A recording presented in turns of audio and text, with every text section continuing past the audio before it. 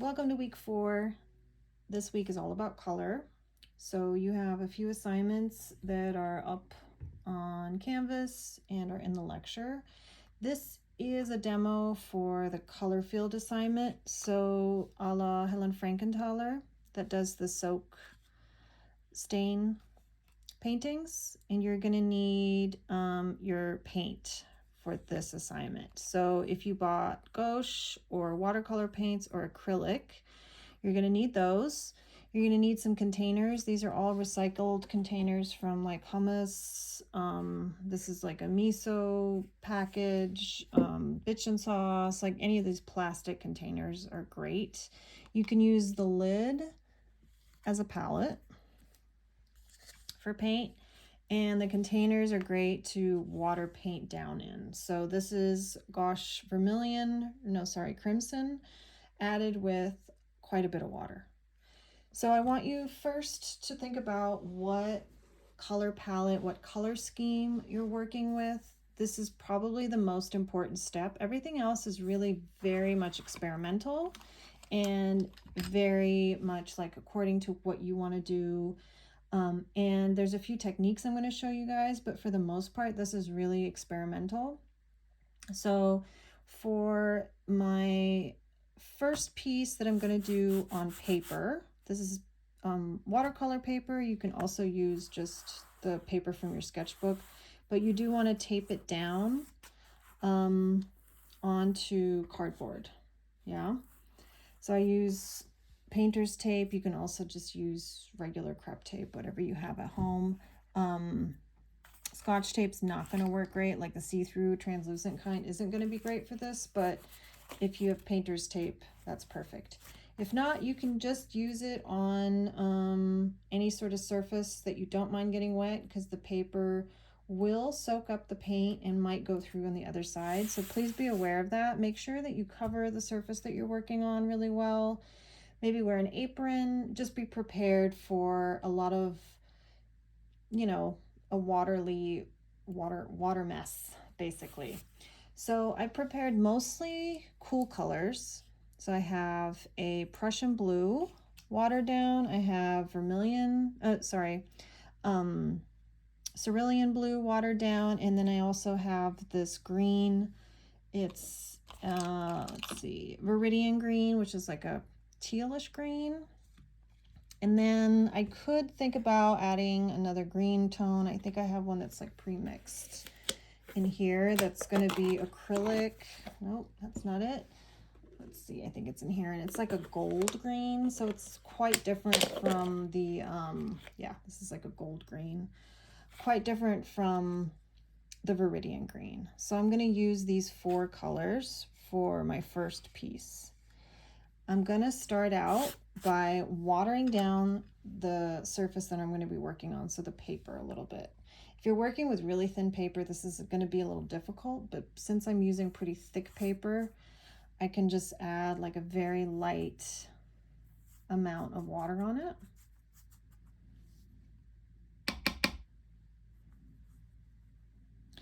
And then I'm going to start with the, let me start with the lightest color. I'm going to start with this like golden green, and I'm just going to pour it on. I'm going to move the camera a little bit. There we go. I'm just going to pour it onto the surface. I don't need much because I already have a watered down surface, so a wet surface. This is called wet on wet. And I'm just going to move this around a little bit and see what happens. I don't really have any idea what I'm going to do. I don't have a sketch or a shape or a composition that I'm like working with. I really am just working with the color. And in this case, I'm working with greens and blues, which are all in like a cool color scheme. They're primary and secondary colors. So I already have sort of a shape that's happening here. Now I'm going to add the other green, and I'm just going to pour it into like the outer areas of the paper and just move it around a little bit.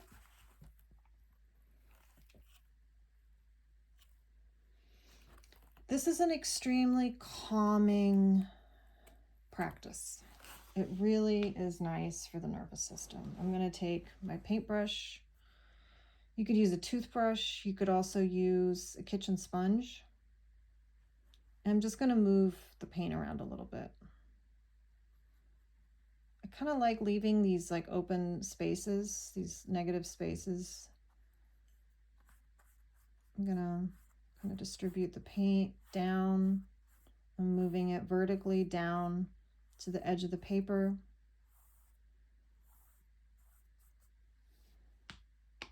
Then I'm going to get some water from my water container and just dilute some of these areas where I have some darker paint and like a lot of paint puddles. We're working with a lot of paint puddles here.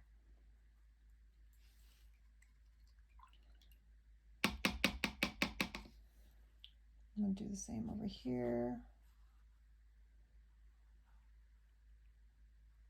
There's always this idea that abstract art is something that your kid or your cat could do. It's actually really hard because you're not working with anything that's founded in reality. A lot of it is your imagination. A lot of it is just experimenting with color. A lot of it is knowing when to stop and when to restrain and when to go for it. So those are all these decisions that abstract painters make that aren't necessarily evident for the naked eye, but they really do become clear when you actually try it yourself. So after doing this exercise, you'll probably never say, my cat could have done that when you see abstract painting. At least I hope you don't. That's my hope. So we're moving the color around. We've only worked with 2 colors so far. We're working with a lot of chance and working with the confinement of technique. So we're not trying to copy anything. We're not rendering something from real life. I'm not trying to make something look like something else. I'm really just experimenting with this. Have a rag near too, just in case things get a little bit too watery. You can kind of dab it. Now I'm going to introduce a blue. So I'm going to start out with the cerulean blue, and I'm just going to add it to that green, or at least in proximity of it. It's kind of empty.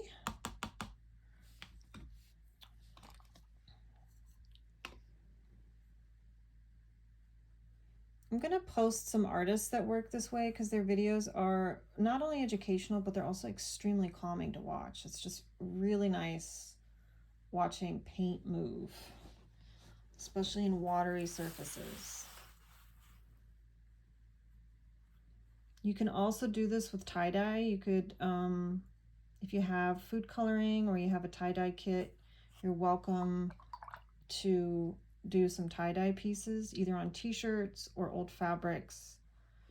I've used tie-dye on like stained nightgowns or stained pillowcases to reappropriate the materials, but and the actual object, the textile object, but also it's a great way to experiment with color.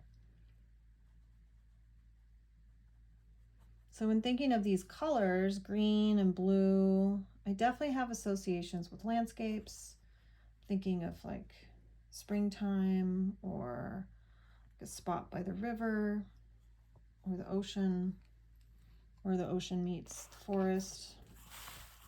So these are all things that you can get inspired from in terms of finding your colors, your palette, your scheme. So there are these like ways that get created. So the paint kind of drips along those waterways, which I find really interesting. I'm working on the floor, so I'm getting a lot of like stuff stuck on here as well, like hair and dirt. Probably should vacuum. So I'm going to finish this by just filling in some of these gaps and just adding a little bit more water to some areas. You can see that my paper is starting to get wavy. This is fine. You're not trying to get a neat object out of this. You're really experimenting more with colors.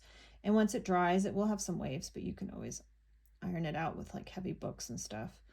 So I'm gonna go kind of wild with this dark blue. This is a Prussian blue, which also has a very interesting history. A lot of colors have some really interesting history. Purple is a really interesting story, has a really interesting story behind it. It's a very expensive noble color. It was really hard to harvest. And Egyptian blue has a really interesting color. So if you're interested in that, there's some links on Blackboard about the history of colors. There's some really great books on them too. So that's something you're into. Now I'm just going to add a little more water around the blue and move this around so that the paint moves like a flowy way around the surface. And then I'm thinking I might fill these gaps. You know how earlier I wanted to keep those open? Well, I changed my mind, and now I'm going to fill in. I want to have this complete surface dry. There's not much mark making happening here. It's really more like filling the surface with different colors and letting that color palette really come through. You can add mark makings if you'd like. That is definitely an option.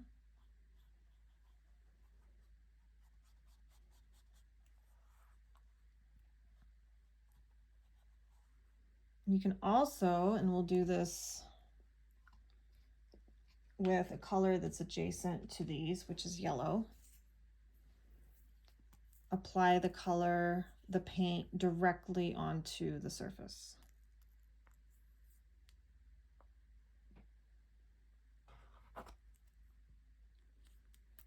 So in some areas of this work, it will probably just kind of disappear.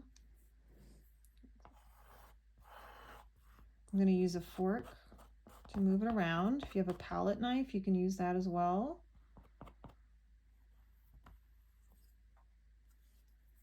And I'm going to use a paintbrush to get this out and just apply it.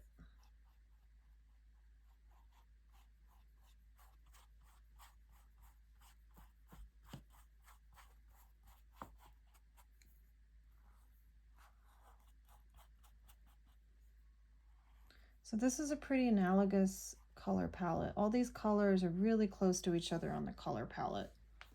So we're not going to get too many muddied areas. If we cover a large space of the color wheel, often things might get muddy. If you mix, you know, if you mix green or blue with red, you're definitely going to get like a brown.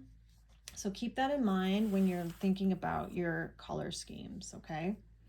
The next video we're going to do is going to be a soak stain with fabrics. So we'll get right to that. This should be drying. I'm going to set this aside to dry.